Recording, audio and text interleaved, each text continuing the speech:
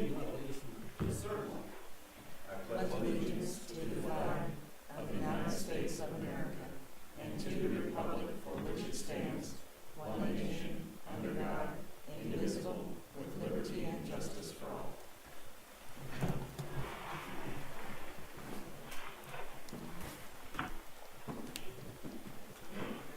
Well, welcome to the Monday, May 18th, 2020 edition of Board of County Commissioners meeting.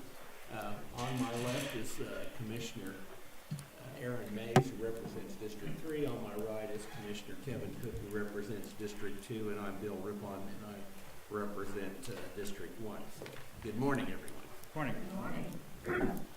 What is first? Your first item is item 3, consent agenda. I move to approve. Second. Oh, Go ahead. That's all right. Motion's been made by Commissioner Mays, seconded by Commissioner Cook. All in favor say aye. Those opposed, motion carries 3-0. Thank you. Next item. Item 4, new business A, County Clerk number 1, consider all voucher payments. Commissioners, this morning we have vouchers that total $1,203,638.14.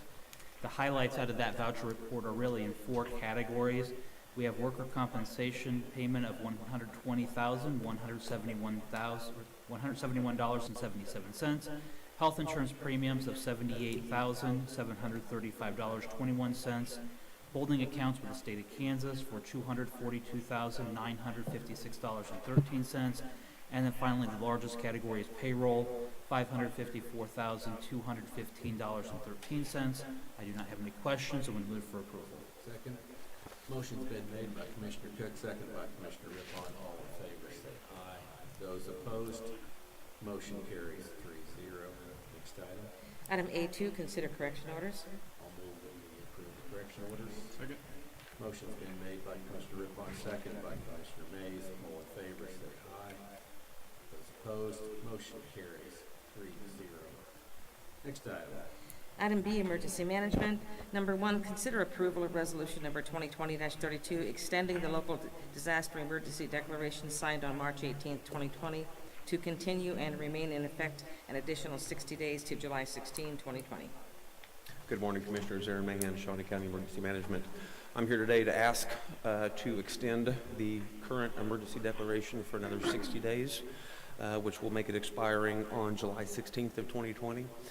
Basically, what that does is it puts us in line with what we believe the governor is going to do with her extensions, as well as acquiring resources that we will need as we move into the recovery phase. As we all know, recovery can take quite a while from this. We're still working on opening county government and all of the county facilities. This will just allow us, once again, to help with resource acquisition. Any questions? Just want to clarify. So this is just for the acquisition of resources and not necessarily for the extension of any kind of health order or anything. Correct.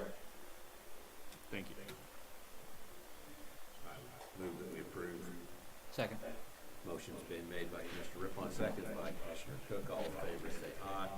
Those opposed, motion carries 3-0. Next Thank you. item. Thank you. Karen.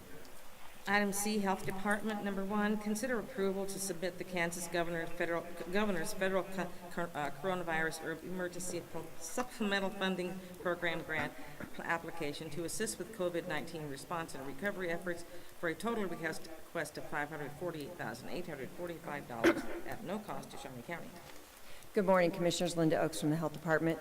We are asking your approval today to submit this grant application. It would cover things like overtime for staff, excuse me, personal protective equipment for county staff, testing and medical supplies for the Health Department. It is part of the federal coronavirus emergency supplemental funding. And I also want to thank Betty Greiner and Andrea Forbes actually wrote this grant, so I thank Betty and her staff for their help with all this. We have several grants we're working on at the same time, so it's very helpful to have Betty and her staff giving us a hand. So I'd be happy to answer any questions about this grant. I have none. I'll move for approval. Second. Motion's been made by Commissioner Cook, seconded by Commissioner Rippon. All in favor say aye. Those opposed, motion carries 3-0. Thank you. Thank you. Next item. Item D, County Councilor, number 1, consider approval of resolution number 2020-31, appointing Dr. John W. Ralston to serve as the interim district coroner for the 3rd Judicial District. Good morning, Commissioners. Jim Crowell, Shawnee County Councilor. We received notice that Dr. Ransom Ellis, the current county coroner, he originally worked in Jackson County, Missouri, and he was hired by our contractor, Forensic Medical, to become our coroner. It sounds as if they've lured him back to Jackson County, Missouri. So we've asked Forensic Medical to provide us with an interim coroner recommendation. They recommend Dr. John Ralston, who has been working in the office since last August. So what this will do, Dr. Ellis's resignation is effective today. This will appoint Dr. Ralston to serve as interim coroner effective today, and then we'll continue our due diligence and have a recommendation for a permanent appointment for coroner position in a few weeks. You say he had been working with our other coroner that just... Yes, Dr. Ralston has been working in the Shawnee County office on our caseload since last August. Okay. So he is familiar with our facilities. Any other questions? No. I'll move for approval. Second? Motion's been made by Commissioner Ribbon, seconded by Commissioner Mays. All in favor, say aye. Opposed? Motion carries 3-0. Thank you, Jim. Next item. Item D2, consider authorization and execution of contract C-181-2020, amendment to contract C-141-2018 with Terracon for construction material testing services in the amount of $31,650.70, utilizing project contingency funding. Good morning, Commissioners. Jim Crowell, Shawnee County Councilor, again on this item. This item really breaks down into 3 parts, and let me try to explain what it is. First of all, it's an amendment to an existing contract that we have with Terracon.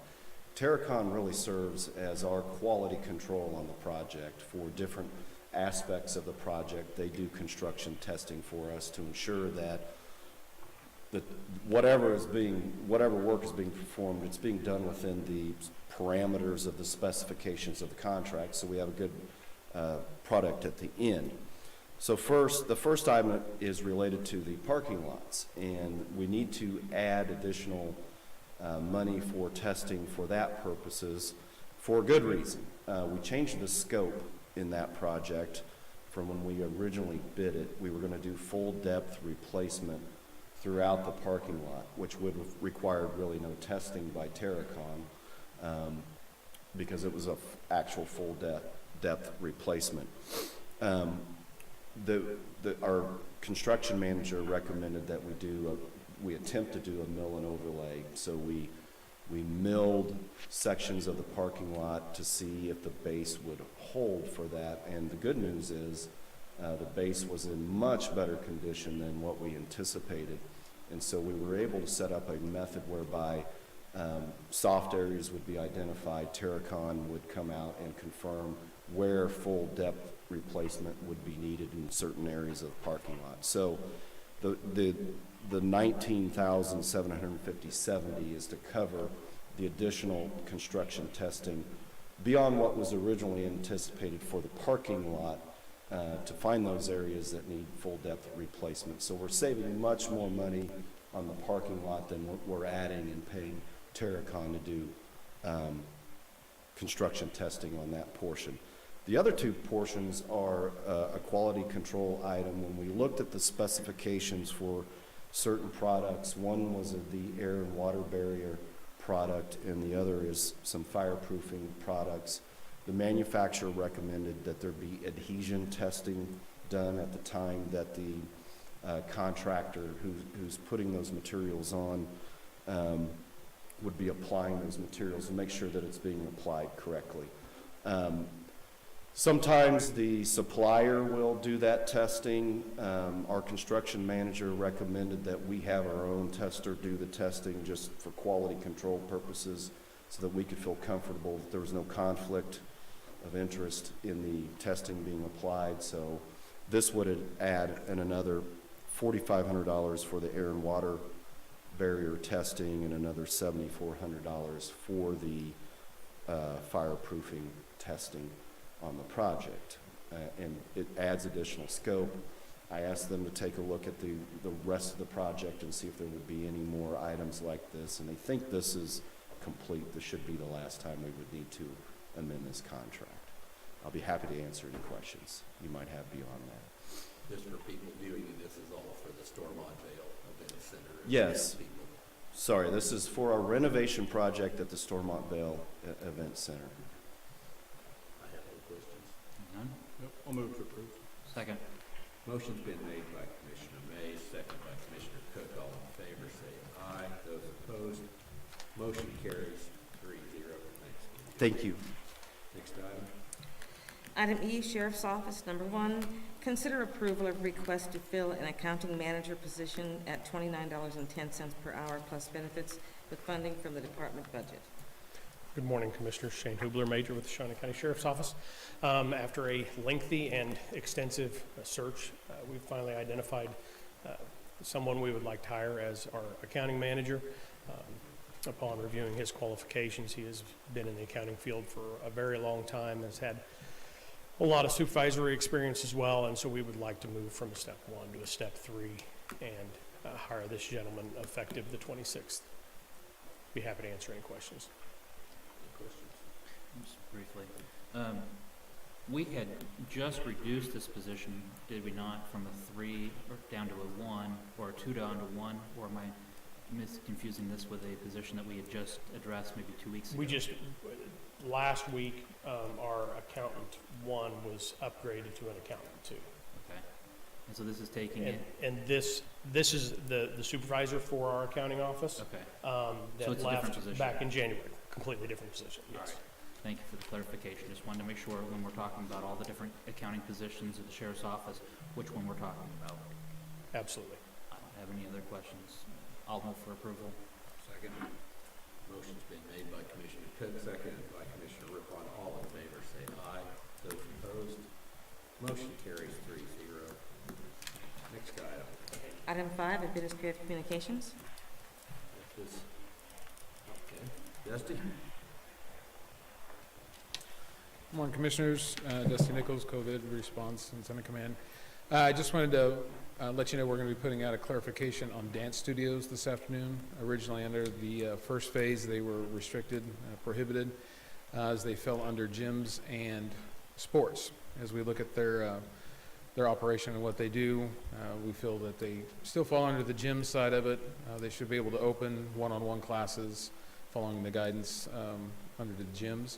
And on the sports side of it, if they're competitions, it also still stands that they can't have group classes or rehearsals. So that clarification will be coming out. Dance studios can open. One-on-one classes are fine as long as they're following social distance guidance and the CDC guidance for cleaning and such. Any questions?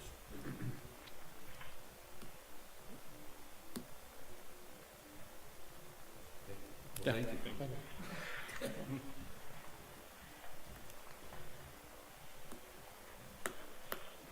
Good morning, Commissioners. Linda Oaks from the Health Department. I'm very pleased to announce that the Health Department is going to start a drive-through testing location. We're going to start this week for Tuesday and Thursday is the plan. Tuesday, 10 a.m. to 2 p.m., Thursday, 3 p.m. to 7 p.m. The drive-through testing will be at Highland Park High School in the parking lot, so weather permitting, if we have severe storms, we can't do it, but it looks pretty good right now with the weather forecast. You need to make an appointment, and you need to be, the testing is only for uninsured individuals living in Shawnee County and who are experiencing 2 or more symptoms within the last 14 days of COVID-19 as classified by the Kansas Department of Health and Environment, which is fever of 100.4 or higher, chills, rigors, malaise, muscle pain or aches, malaise, headache, sore throat, lower respiratory illness, cough, shortness of breath, or difficulty breathing, new taste disorders or smell disorders, and diarrhea. So if anyone has 2 or more of these symptoms or uninsured and they want to get tested, they need to call 251-4949. It's a new number in COVID, so 251-4949. This is going to be staffed a lot by volunteers. And I can tell you, Commissioners, the volunteers that we have been working with us through the contact tracing and now this, they're really, they're saving us. They're making it possible for us to do what we need to do. So I'm so grateful to the volunteers. So there'll be some health department staff, but there'll be a lot of volunteers out there helping to make this happen. So again, Tuesday 10 a.m. to 2 p.m., Thursday 3 to 7, you must have an appointment. You must meet these requirements for symptoms, and we hope to be able to do this every week and also hope to partner with some other folks to get this testing going more than just 2 days a week in the future. And I'd be happy to answer any questions. How many tests do you have for this? I think we have only so many slots. So we have plenty of test kits, but we can, for the first week, we're only going to be able to handle 16 each day. So 16 cars. So it could be more people because it could be more people in a car. But we do have a limited number this time because we're starting. This is completely new to us. If we were giving shots, I would say let's just open it up and give shots because we know how to do that. This is a little tougher. So we're starting a little small, but we hope to grow as it goes. Are you having trouble getting kits? No, we're getting kits from the Kansas Department of Health and Environment, and we're getting plenty of what we need. Any other questions? Great. Thank you so much. Anyone else? All right. So next item. Oh, wait a minute. Wait a minute. Commissioner Matthews? Nothing? Commissioner Cook? Just congratulations to all the high school graduates and college graduates over the weekend. I've seen some interesting graduation ceremonies. They're kind of backyard sort of, just the family, some interesting ones. Yeah, it's been kind of a disappointing year for a lot of the seniors this year, not having prom or graduation, and it's just interesting year. Hopefully this will be the last year for that. All right, next item. Item 6, executive session. We do have a need to go into executive session. I'd like to make a motion to go into executive session for a period not to exceed 30 minutes for the following reasons. One, for the preliminary discussion of acquisition of real property, specifically for the Parks and Recreation Department, for not to exceed 10 minutes. And the other item is to discuss personnel matters, non-elected personnel specifically, to discuss an open classified position, not to exceed 20 minutes. No action is expected at this time. Do I have a second? Second. Motion made by Commissioner Rickman, seconded by Commissioner Cook. All in favor say aye. Those opposed, motion carries.